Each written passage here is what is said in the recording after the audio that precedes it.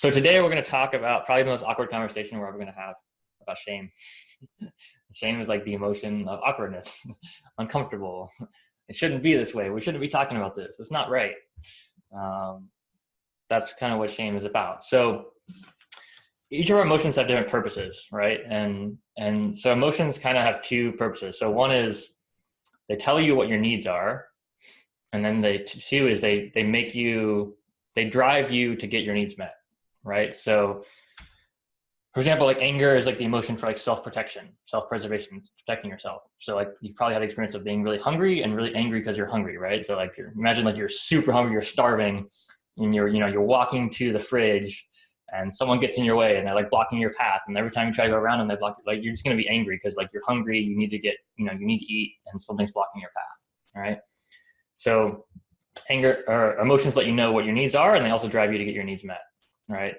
So anger, the purpose is to protect yourself, to meet your needs, to take care of yourself. Sadness and grief is like the emotion of healing. Right. So, Farrah's brother died recently. She was crying. She was sad. She's probably been grieving a lot.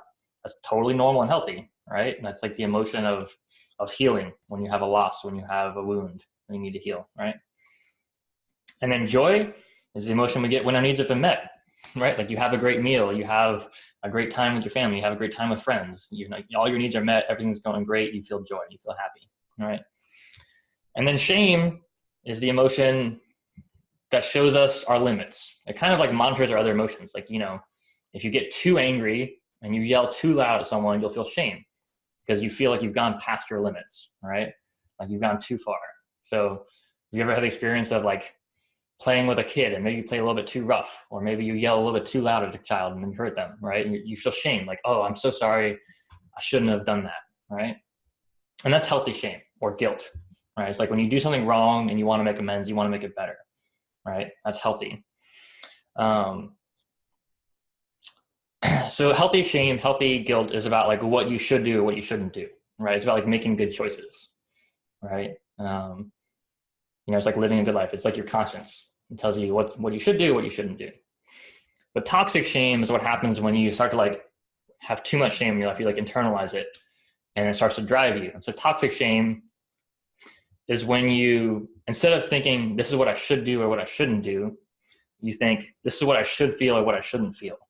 This is what I should think or what I shouldn't think. This is what I should experience or what I shouldn't experience. This is what I should imagine or what I should not imagine, right? And the truth is, whatever you feel, whatever you think, whatever you experience, whatever you imagine is totally perfect and totally fine. There's nothing wrong with what you think or what you feel or what you're experiencing or what you imagine in life, right? So part of, I think, healing and becoming mature is to accept that whatever you feel is okay, whatever you think is okay, whatever you imagine is okay, whatever you believe is okay, and whatever experiences you've had in your life in the past or whatever experiences you're having now are perfectly okay, right? And so I think kind of the question of our life is like, okay, given what I experience, given how I think, given how I feel, given my past, given what I'm imagining, what I'm visioning for the future, given all of that, right? Given my reality as a human being, because that's really what our reality as a human being is, like made up of those things, right? Given my reality as a human being, knowing myself, what should I do? What should I not do, right?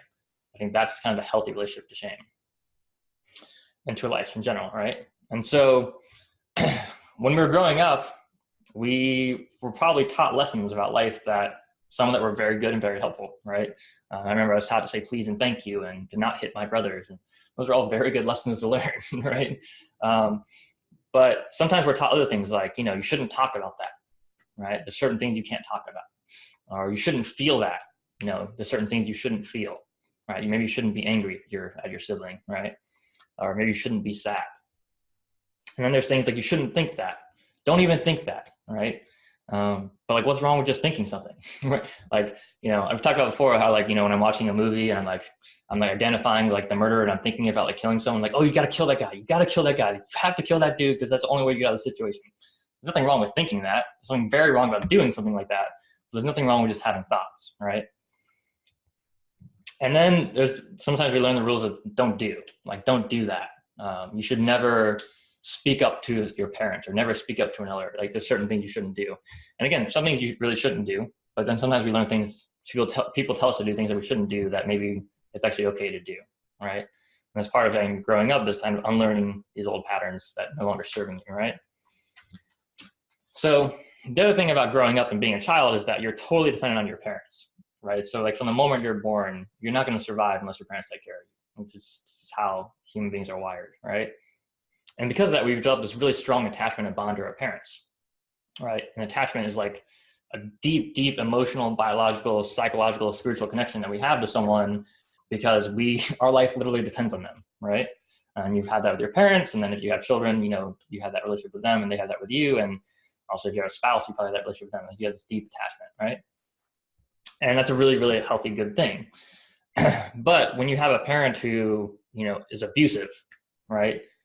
Then, or maybe they just say like, you shouldn't be angry or you shouldn't be sad, or, they give you some kind of rule of like this, they kind of like pass on their toxic shame to you, right? And as a child, you don't really know any better, right? So let's imagine you're a child, you're like 3 years old, and you're like playing in the living room, and your dad's had a long day at work, and he's upset because you're being loud and you're playing, and he yells at you and says, stop doing that. And you go to your room and you cry and you're sad. And then you learn over time as he keeps doing this that you shouldn't play. You shouldn't have fun, right? And if you ever met someone who has that belief, like they shouldn't play, they shouldn't have fun, like they're super boring people. I've met people like that, right? It's like, like they just won't have fun. They won't play with you, right? Because they were taught or they learned that lesson that they shouldn't be that way, right? So that's kind of how we can get in a healthy relationship to shame and to ourselves, right? And so what happens when you go through, you're gonna have traumatic experiences in your life. Like everyone has traumatic childhoods. Like even if you had like really great parents and a really great childhood, there are still probably things you learned that weren't really healthy just from living life, all right? And so the psychologists say there's like, what we do is we develop ego defenses against these things, right? So for example, like the child playing and the dad gets angry, maybe you again, your defense was like, I'm going to inhibit my play sense. I'm not going to play because play is dangerous. So you have inhibition, that's the ego defense, right? So you inhibit that activity. Or maybe some of you were shy. I know I was super shy, right? That's like an ego defense. Like I'm going to inhibit my social activity so that I don't be too vulnerable in social settings. I don't get too exposed. I don't get too hurt in a social setting, right? So I'm going to talk about some of the ego defenses, and then we'll kind of love to hear what you guys' thoughts are. So some of the common ego defenses is inhibition, like we talked about. So you just don't do an activity because it's too dangerous. It's not safe to do, right? Or there's projection. So projection is, I'm not in touch with my anger, but I'm feeling angry with you, but I don't really know it. So I'm going to say like, Jacob, why are you so angry? Jacob, like, what's wrong with you? Why are you angry? Right? But like, it's my anger. I'm just projecting it on you, right? And then there's conversion. So this one is, I can't feel angry. I'm not allowed to feel angry in my family. So instead I'm going to cry. I'm going to be sad, right? So I think women tend to learn this one a lot. It's like, I'm not allowed to be angry, so I'm just going to cry. I'm going to be sad. And if I'm sad and I cry, people will take care of me and be nice to me. And then what happens is you just don't get in touch with your anger anymore. So you literally don't feel anger, you feel sad, right? But if you really came in touch with your true self, you would realize some situations you actually are feeling angry, but you're just converting that feeling to sadness because that's what you learned will help you get what you need in your family so that you'll be taken care of and you'll be safe, right? Then there's undoing. So this is like rituals that we do to waste time, right? So like there's people who have like OCD, obsessive compulsive disorder. It's like, I'm going to wash my hands 100 times a day, right? Because I need to be clean, right? But it's a ritual of like undoing. It's like you're not actually getting your needs met, but you're trying to get your needs met by having this compulsive behavior, right? You're really just wasting time compulsively.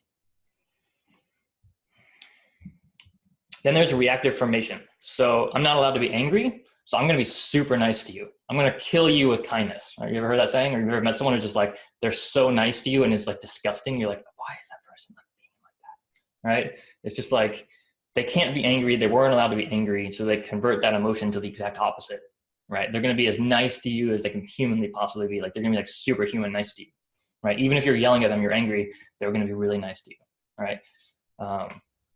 So that's reactive formation.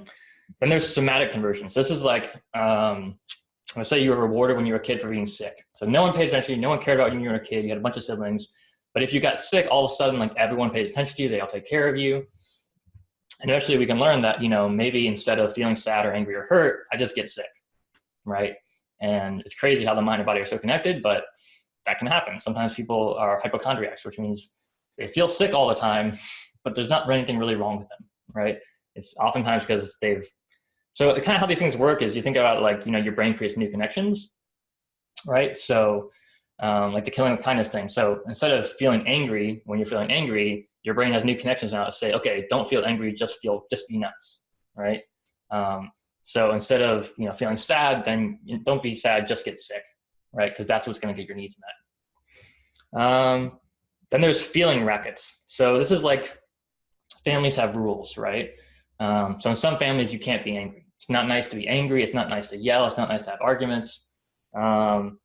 So those are kind of like feeling rackets where it's like, there's a rule that you can't feel this certain emotion.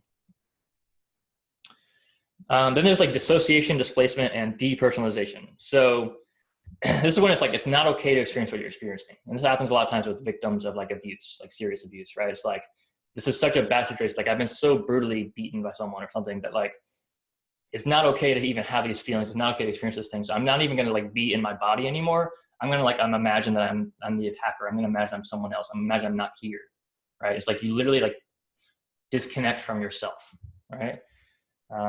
That's a pretty deep, scary one. So we notice this a lot of time with like victims. Yeah. And then there's like numbing out. So numbing out is like, it's not okay to feel these emotions. So I'm just not going to feel anything, right?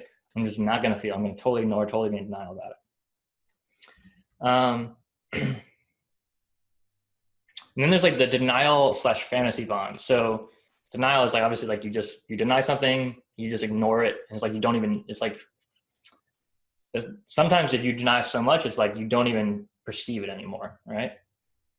And the fantasy bond means like, let's say like you had a parent who was like, put a lot of shame on you, right, as a child. And so you have this fantasy that you had a really good childhood, right? You had a great childhood. You tell everyone you had a great childhood. You remember it as being a great childhood. But if you really dive back in there, like there were things you couldn't feel or things you couldn't do, or there were rules that you couldn't really be your true self, right? And so we create this kind of fantasy bond where we think we had a great relationship, but when we really dissect it, we realize we didn't. Right? I had that like with one of my girlfriends. We were together for 5 years. I was like, we had a great relationship. And then, after we broke up, I was like, wait a minute, that was a terrible relationship. I was just like living this fantasy of thinking that it was really good, but really, it really wasn't, right? Sometimes we just learn that stuff from experience. Then there's addiction, right? Which is any process we use to avoid or take away intolerable realities, right? So addiction to video games, drugs, all kinds of stuff. You can be addicted to pretty much anything. And then there's like mental preoccupation. So you can like literally anything you think about can just distract you from your feelings. So if you're thinking about something over and over again, worrying about the future, so some people like worry all the time. Like I'm always worried about the future, always anxious about the future. It's really just a way, in essence, it's like an ego sense, it's a strategy to avoid actually feeling your feelings, right? Because you are feeling something, like you're feeling worried, but you're not really in touch with the source of it, right? Like maybe you're anxious or worried about, moving or something like that, right? Like a big change in your life. But instead of dealing with the problem and really feeling those feelings, you just obsess about it, think about it all the time, and kind of ignore the real issues going on. Then there's turning against yourself. So this is when people like hurt themselves, like biting your nails. Some people like cut themselves. Some people like hurt themselves. Some people even kill themselves, right? And it's almost always to do with shame and like, because you're not allowed to be who you are. So you have to do something to make that better, which obviously doesn't make that better, but just a strategy some people use. And then there's like the scripts that we have in society, right? So like you have to be a real man, like real men don't cry, right? Or you have to be a real woman, we all have scripts for, what a real man looks like, or what an ideal man looks like, or what an ideal woman looks like. And if you don't meet those scripts, sometimes people shame you and say you shouldn't be that way, right? And sometimes people, like you've probably seen guys who are like super muscly, go to the gym all the time. They're obsessed with how they look, right? that's not really who they are. They're like living the script that they have to be that way so that they can be good enough. They can feel good enough. And that's kind of what shame is about. It's like it tells you you're not good enough, right? There's something wrong with you, right? That's what shame says, like toxic shame says. And it's not true, but it's a story that we can be tricked into believing. And toxic shame hides in secrets, right? It hides in lies. So you look at someone who's addicted, like there's people who are like addicted to alcohol, and like they'll have like water bottles all around the house. Like every cupboard will have like some water bottle like filled with like vodka, right? Like, or they'll have like purses and purses like filled with like vodka and like little different containers. You can't even tell it's there, but they know it's there, right? You know, and I was addicted to video games. Like I would lie all the time about what I was doing with my time, and that I wouldn't tell people I was addicted to video games and all that.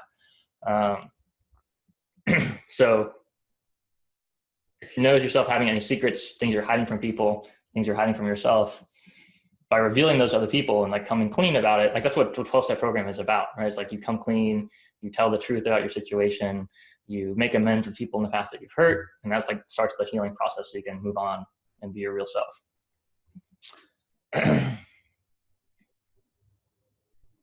Then there's attribution. So this is something my mom used to tell me when I was a kid, was like, you're always gonna have trouble in relationships, honey, because you're too angry, right? And then as a, you know, you can like, when someone says something to you like that, you can internalize that, and then you like kind of live out that pattern. And I actually did live out that pattern for some years in relationships, right? So attribution is when someone else tells you like, this is how, because of this flaw that you have, these are the results you're gonna get. Like, you know, some parents say like, you'll never be rich, you'll always be broke, or you'll always be poor, you'll never be successful, right? Some people say that, or you'll always be stupid. And sometimes we can believe those things, even when they're obviously not true. It's just a story. And then there's the wishful hoping, right? Someday I'll be successful. Someday I'll be in a good relationship. Someday I'll be happy, right? Hoping that things will get better, but not actually addressing the problems in your life to actually make things better, right? And then there's like learning that anxiety and stress is a way of life. This was a kind of big one for me. Is like some families, you know, you learn from your family, right? So if your family's always stressed out, you can learn that life is always going to be stressful, right? But really, that's just a decision we make. How are we going to respond to each situation in life, right?